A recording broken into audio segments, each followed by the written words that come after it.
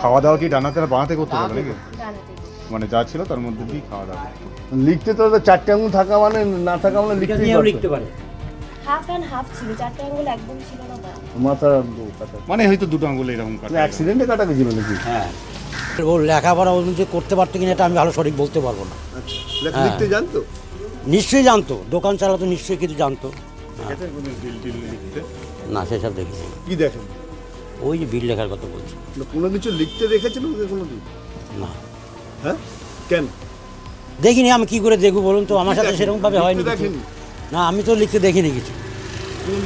না, নিশ্চয়ই পারতো। ওই 3-4 অবধি পড়েছে হয়তো। 3-4 অবধি বাংলা লিখতে জানে? নিশ্চয়ই জানে, না জানলে লিখবি কোথা থেকে? না না, এরকম আমি কোনোদিন দেখিনি। ব্যবসা করতো তো? হ্যাঁ, ব্যবসা করতো। এখন ওখানে কি লিখতো না লিখতো তো আমি দোকানে তো যাইনি কোনোদিন। আমি তো বললাম ওখানে দেখেছিল কালকে কে, ওখানে বললো হ্যাঁ নাম আছে। কোথায়? ওই কালকে এখানে যখন ওই কোন সালে? 2002 সালে। ওনার জন্ম এই দেশে, তো নাম তো থাকবেই, খুব স্বাভাবিক বিষয়। বাবার জন্ম কার? ওনার বাবার জন্ম? ওনার বাবার জন্ম এই দেশে। বাংলাদেশে বললেন? বাবা বাংলাদেশ। বাবা এই দেশের ভোটার তালিকায় ছিলেন। বাবা এই দেশে? হ্যাঁ, 65 সালে ভোটার তালিকা। বার্থ সার্টিফিকেট ছিল না? ওই দাইমা ঠাইমা থেকে যে হয়তো হবে। বার্থ সার্টিফিকেট ছিল? না না, বার্থ সার্টিফিকেট ছিল না। হাতে ঘা লেগেছে এবং বুঝতে পারছে যে যাবে, আর সম্পূর্ণ মিথ্যা সাজানো। ওই হাতের অক্ষরও ওনার নয়। এদের যদি জম থাকে ওই চিঠিটা সেন্ট্রাল ফরেন্সিক ল্যাবে পাঠানো। পুলিশ বলছে ফরেন্সিক হবে চিঠিটা। ও রাজ্য সরকারের ফরেন্সিক, ও সব পিসির বানানো। এখানে কি হয় ফরেন্সিক জানে। সেন্ট্রাল ফরেন্সিক ল্যাবে হোক এবং হাইকোর্টের তত্ত্বাবধানে, তাহলে দুধ কা দুধ পানি কা পানি হয়ে যাবে। ফরেন্সিক সেটাও ওনার, তার উপরেও আস্থা নেই। অথচ দেখা যাচ্ছে বারে বারে যে যা পদক্ষেপ নেওয়া সেটা এই রাজ্যের পুলিশই নিচ্ছে। সুতরাং ফরেন্সিকেতেও ওনার গণ্ডগোল, উনি কি জানেন না আমি কিভাবে জানেন? সেন্ট্রাল ফরেন্সিক আলাদা, রাজ্যের ফরেন্সিক আলাদা। এসব বলার আগে 4 বার ভাবতে হবে। তিনি বিরোধী দলনেতা, তিনি বলছেন মানে তার একটা গুরুত্ব থাকার দরকার আছে।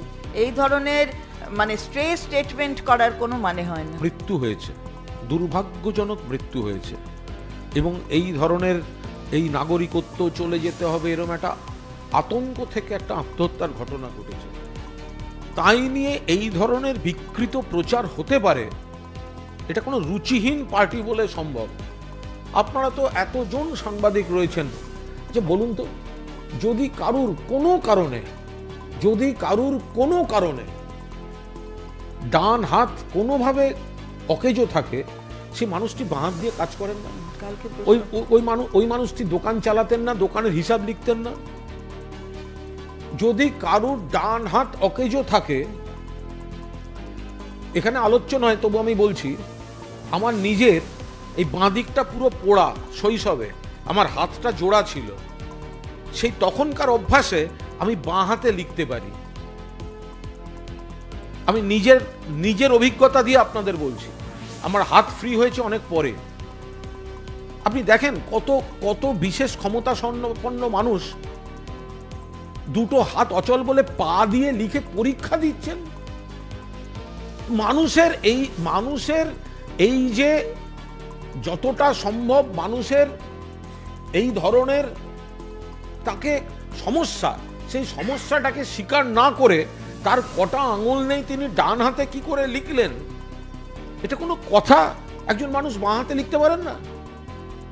ফলো করুন সংবাদ প্রতিদিন ডিজিটাল।